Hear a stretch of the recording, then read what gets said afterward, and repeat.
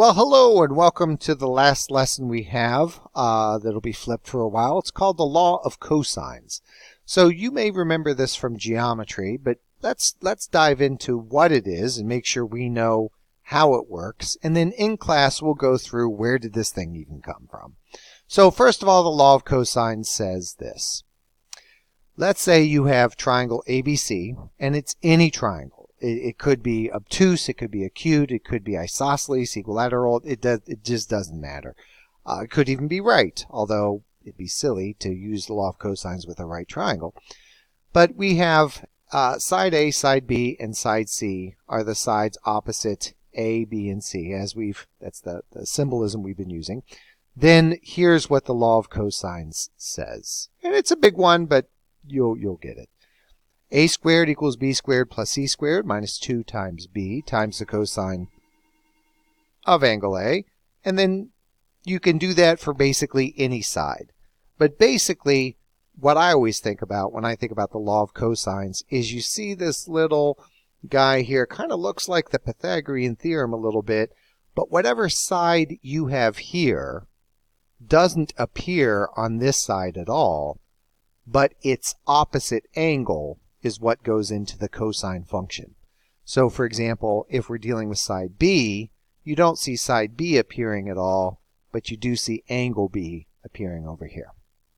So let's jump into how we would use this. So here's our first triangle. And generally what I do is I go through a series of questions as to what I should be using. So first of all, we cannot use trigonometry because it's not a right triangle. Obviously, you have a 102-degree angle, so it's not a right triangle. My next attempt is maybe I can use the law of sines. Well, since I don't have both an angle and its opposite side, the law of sines is not going to work in this case. So this is a great candidate for the law of cosines. So remember, the law of cosines looks like this generically. So let's see, I have angle B, so let me find side B first. So, law of cosines, this side B squared equals the other two sides squared and added together, minus 2 times those other two sides times the cosine of 102 degrees. Now, this is a very easy problem to be inducted into the shortcut club, because getting B by itself just involves taking a square root. So I take the square root of both sides, and now I'm ready to just dump this into my calculator. So grabbing my calculator here, I can just type this whole thing in. Let's see what we have. We have the square root of 84 squared plus 78 squared minus 2 times 84 times 78 times the cosine of 102. And that ends up giving me about 125.95 units, whatever that is. And so now that I know that that's the value of B, this 125.95 units, I can go ahead and put that up here, and I can switch to the law of sines. So now that I have an angle and its opposite side, I can go directly into the law of sines.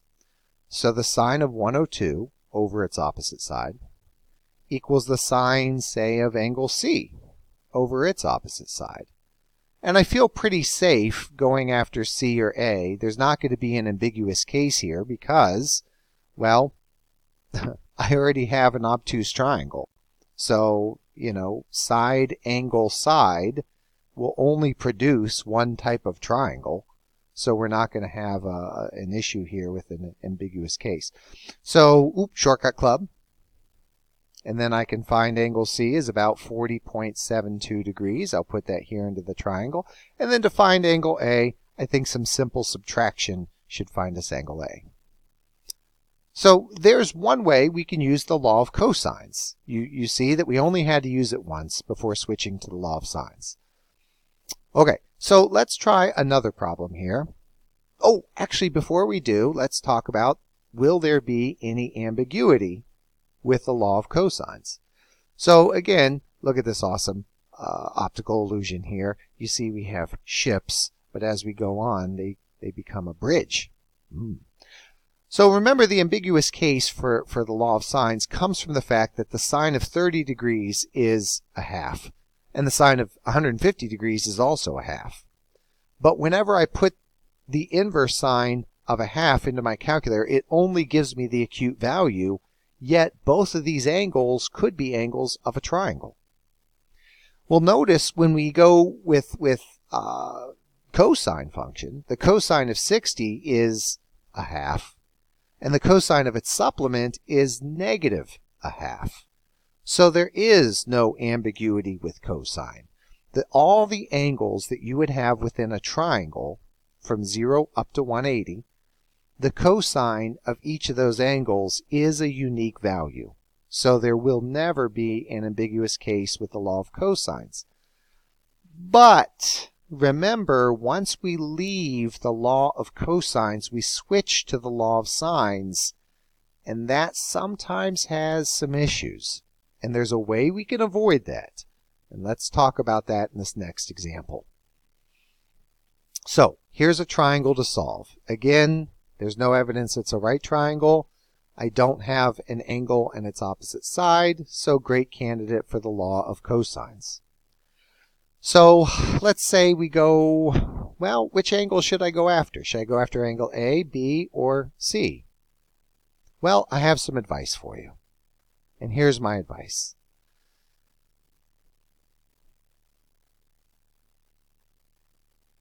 So when you read this, you see that once we're done with the law of cosines, we're going to switch over to the law of sines. And we know from our previous lessons, the law of sines never ever gives us an obtuse angle.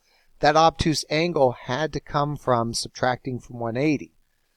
So since there's no ambiguity with cosine, why don't we go after the largest angle first? Because if there is an obtuse angle in this triangle, it would have to be angle B. And since the law of sines would never tell us that angle B was obtuse, it would mislead us and make us think that it was acute, we should go after angle B first using the law of cosines. So, going after angle B first, we know that 10 squared equals the other two sides squared and added together, minus 2 times those other two sides times the cosine of angle B. Well, we have a little bit of algebra to do. So 10 squared is 100. That equals 25 plus 81 minus, what is that, 90 times the cosine of B. So 100 equals, again, I'm following the order of operations here, 106 minus 90 times the cosine of angle B. Subtracting 106 from both sides, dividing both sides by negative 90, and I get down to this. 6/90 equals the cosine of angle B. Now I know some of you are thinking that you want to join this shortcut club and take your time. This is a very easy problem to mess up the order of operations on. So I'm going to take the inverse cosine of both sides, and again I would suggest you don't try for the shortcut club on this. And I get that angle B is about 86.177 ... degrees.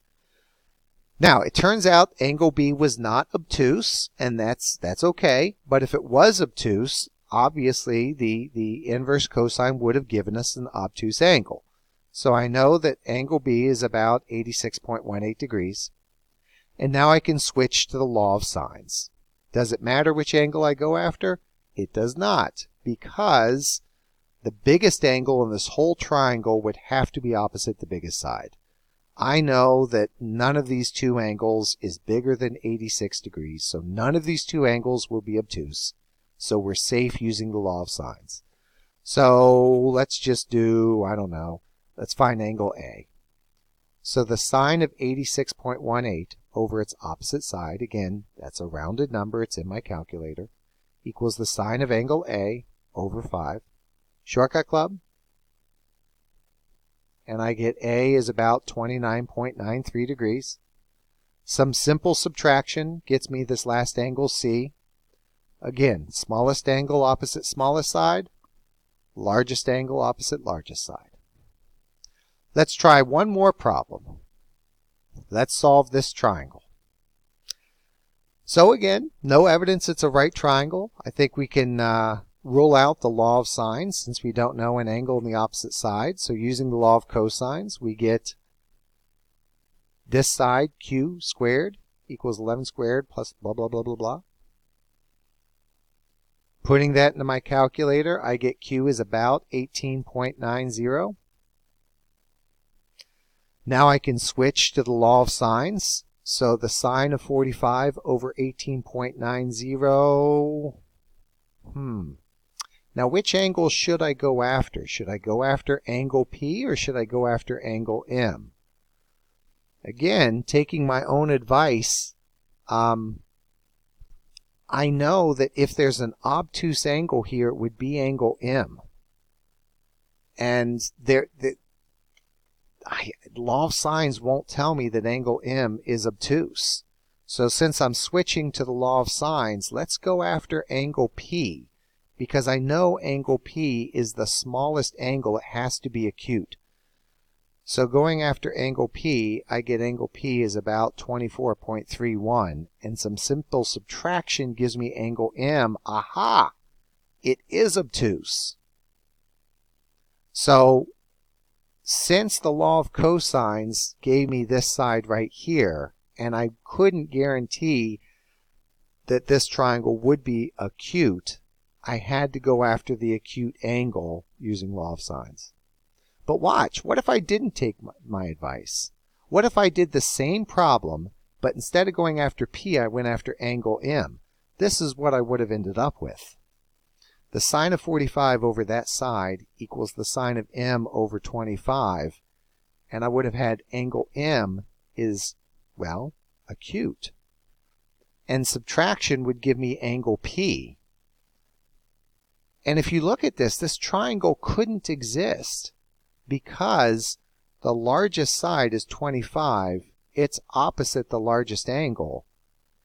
The smallest side is 11, and that is not opposite the smallest angle. And this triangle couldn't exist. So one thing you want to be careful of is you will never get, using the law of cosines, you will never get two triangles that could be formed. Because if you look at the triangles we've been working with, they're either side angle side or they're side side side triangles. There's only one triangle that can exist. You just want to make sure you're not making mistakes on these other triangles.